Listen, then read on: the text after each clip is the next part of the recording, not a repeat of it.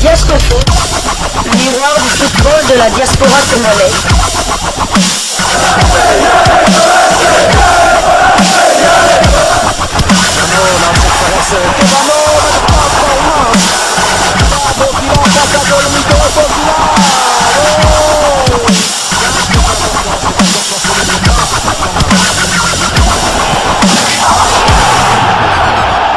Diascofoot, le miroir du football de la diaspora congolaise.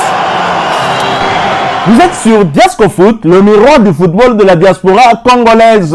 Diascofoot vous dit bonjour, tout le plaisir est pour nous de vous retrouver, mais surtout de savoir que vous êtes nombreux en train de suivre votre chaîne YouTube dédiée uniquement aux footballeurs de la diaspora congolaise. Time is up, c'est l'heure de partager avec vous quelques news que nous avons pu récolter pour vous, des news concernant certains de nos internationaux ou des binationaux qui se sont illustrés dans leurs clubs respectifs en cette fin de saison. Alors le numéro d'aujourd'hui nous emmène du côté de UK, United Kingdom, soit l'Angleterre où l'on jouait l'avant-dernière journée de la Premier League, championnat anglais de première division, où Manchester United qui recevait Chelsea de Pierre-Emerick Aubameyang l'a étrié sur le score de 4-1. Aaron Van Bissaka, titulaire, a disputé l'intégralité de cette rencontre. C'était pour sa 3e fois consécutive. À noter qu'il s'agissait également de sa 5e titularisation consécutive. Voici par ailleurs le parcours extraordinaire de Manchester United cette saison. Manchester United jouera la saison prochaine la Ligue des Champions 2023-2024. Vainqueur de la Coupe de la Ligue anglaise, finaliste de la FA Cup. Manchester United est 3e de Première Ligue avec 22 victoires, 6 nuls et 9 défaites.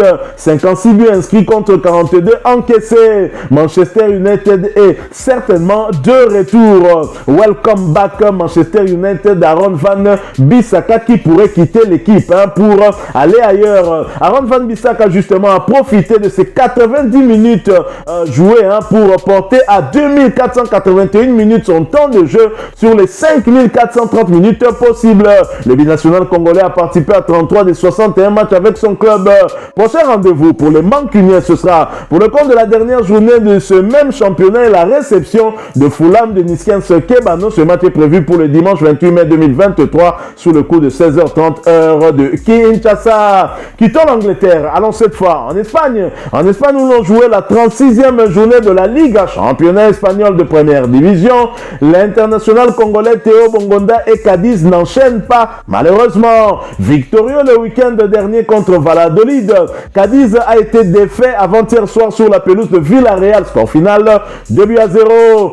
Théo Bongonda était titulaire avant de céder sa place à la 70e minute. Il s'agissait de sa 2e titularisation consécutive. Théo Bongonda a porté à 1876 minutes son temps de jeu sur les 3150 minutes possibles. L'international congolais a participé à 30 des 35 matchs avec son club avec à la clé 4 buts inscrits et 3 passes décisives délivré. À 2 journées du terme, son club est provisoirement 16e de la Ligue avec 38 points. Cadiz a donc 9 victoires, 11 nuls et 16 défaites. 28 buts inscrits contre 52 encaissés. Ils vont tenter de se relancer ce dimanche face à Celta Vigo qui n'est autre que l'ancien club de Théo Bongonda. Ce match est prévu pour le dimanche 28 mai 2023. Ce sera pour le compte de l'avant-dernière journée de la Liga sous le coup de 18h heure de Kinshasa. Toujours en Espagne, mais nous quittons la Liga pour aller cette fois en Liga 2, championnat espagnol de 2e division, où l'international congolais Omenu Kemfoulou a repris l'entraînement. Absent pour raison de blessure depuis 3 semaines, Omenu Kemfoulou a repris l'entraînement avec Las Palmas. Signalons que son club disputera un match important ce samedi contre Alaves. En cas de victoire, le milieu congolais et ses partenaires seront promus en Liga en première division espagnole. Nous quittons l'Espagne, nous allons cette fois du côté de la Suisse. En Suisse, voici les résultats de nos léopards. Avant-dernière journée de Super League, championnat suisse de première division, le FC Zurich s'est imposé à l'extérieur contre Winterthur. Score final 0 but contre 2. Jonathan Okita qui a débuté ce match sur le banc a fait son entrée en jeu à la 77e minute. Le FC Zurich est 7e de Super League avec 10 victoires, 14 nuls et 11 défaites. 39 buts inscrits contre 52 encaissés. Quant à Jonathan Okita, il a porté à 2312 minutes son temps de jeu sur les 4260 minutes possibles. L'international congolais a participé à 40 des 47 matchs avec son club, avec à la clé 8 buts inscrits et 3 passes décisives délivrées. Prochain rendez-vous pour le FC Zurich, ce sera pour le compte de la dernière journée de ce même championnat, la réception de Lugano, tombeur de Elia Meshak et Young Boys de Berne. Ce match est prévu pour le lundi 29 mai 2023 sous le coup de 15h30 heure de Kinshasa. Nous restons toujours en Suisse où l'on jouait toujours l'avant-dernière journée de ce championnat où Saint-Gall a arraché le point du nul face au Grasshopper de Zurich. Score final, 2 buts partout. Shadrach Akolo, qui a débuté ce match sur le bas, fait son entrée en jeu à la 63e minute. Son club est 8e de Super League avec 10 victoires, 12 nuls et 13 défaites. 62 buts inscrits contre 52 encaissés. Quant à Akolo Shadrach, il a porté à 1665 minutes son temps de jeu sur les 3510 minutes possibles. L'international congolais a participé à 35 des 39 matchs avec son club, avec à la clé 10 buts inscrits et 4 passes décisives délivré. Prochain rendez-vous pour Saint-Gall, ce sera pour le compte de la dernière journée et la réception du FC Sion le lundi 29 mai 2023 sous le coup de 15h30 heure de Kinshasa. Toujours en Super League, toujours pour le compte de cette avant-dernière journée. Déjà assuré du titre, les Young Boys de Berne se sont inclinés à Lugano. Et Elia Ameshak, l'international congolais, a disputé l'intégralité de cette rencontre. Young Boys, déjà champion de Super League, reste en première position au classement avec 20 victoires, 11 nuls et 4 défaites, 80 buts inscrits contre 29 encaissés. Elia Ameshak a quant à lui porté à 2481 minutes son temps de jeu sur les 4240 minutes possibles. L'international congolais a participé à 39 des 46 matchs avec son club, avec à la clé 11 buts inscrits et 3 passes décisives délivrées. Prochain rendez-vous pour Young Boys de Berne et Elia Ameshak, ce sera pour le compte de la dernière journée, la réception du UFC Winterthur le lundi 29 mai 2023 sous le coup de 15h30 heure de Kinshasa. Nous quittons la Suisse. Nous allons cette fois du côté de l'Allemagne, en Allemagne où nous allons parler transfert. Après une saison à Sandhausen, David Kinzombie change d'air mais reste en Allemagne. David Kinzombie rejoint officiellement la formation de Paderborn, formation qui évolue en deuxième division allemande. C'est le club qui a annoncé la nouvelle. Il quitte Sandhausen relégué en troisième division. C'est une très bonne nouvelle pour le milieu offensif congolais qui va poursuivre son développement dans un club ambitieux qui va terminer la saison dans les 5 premiers du championnat. Il va apporter son expérience au sein du club qui en aura bien besoin pour aller jouer concrètement la montée la saison prochaine. Cette saison, l'ancien joueur d'Hambourg a disputé 30 matchs pour 6 buts inscrits et autant de passes décisives délivrées. Il laisse son frère Christian Kinzombie ainsi que Joseph Ganda émerveille Matondo Papela qui retournera à Mayence certainement après son prêt. Nous quittons l'Allemagne, nous allons cette fois du côté de la Finlande. En Finlande, en deuxième division, Jocelyn Lutumba Luyeye et le Michelin Paloalijat enchaînent un deuxième de suite devant le SJK Academia. Jocelyn Lutumba et son club se sont imposés devant la formation du SJK Academia en match comptant pour la 7e journée du championnat. Score final 2-0. Le milieu offensif congolais, qui est devenu un élément indispensable dans son effectif, a tenu son poste lors de cette explication. C'est un succès important qui leur permet de poursuivre sur leur lancée dans cette entame de saison qui est plus que réussie déjà. Ils prennent provisoirement la première place au classement avec 16 points et vont croiser la formation de Salpa le dimanche 4 juin prochain. Nous quittons la Finlande, nous allons du côté de Chypre, mais nous y allons après cette courte pause. Diaspo Foot, le miroir du football de la diaspora congolaise. En Chypre, on jouait la finale de la Coupe nationale. Jared Kassa, Aaron Chibola et leur club, l'AEL Limassol, échouent en finale face à Omonia Nicosie. Jared Kassa, Aaron Chibola ainsi que leur club se sont inclinés devant Omonia Nicosie en match comptant pour la finale de la Coupe nationale. Score final 0 but contre 1. Jared Kassa, qui a débuté sur le banc ainsi qu'Aaron Chibola, a fait son entrée en jeu sur le terrain à la 65e minute de jeu alors que l'international congolais Chibola est en entré à la 92e minute dans une rencontre qui aura été âprement disputée. Les deux équipes ont offert un beau spectacle devant les nombreux supporters qui ont fait le déplacement du stade.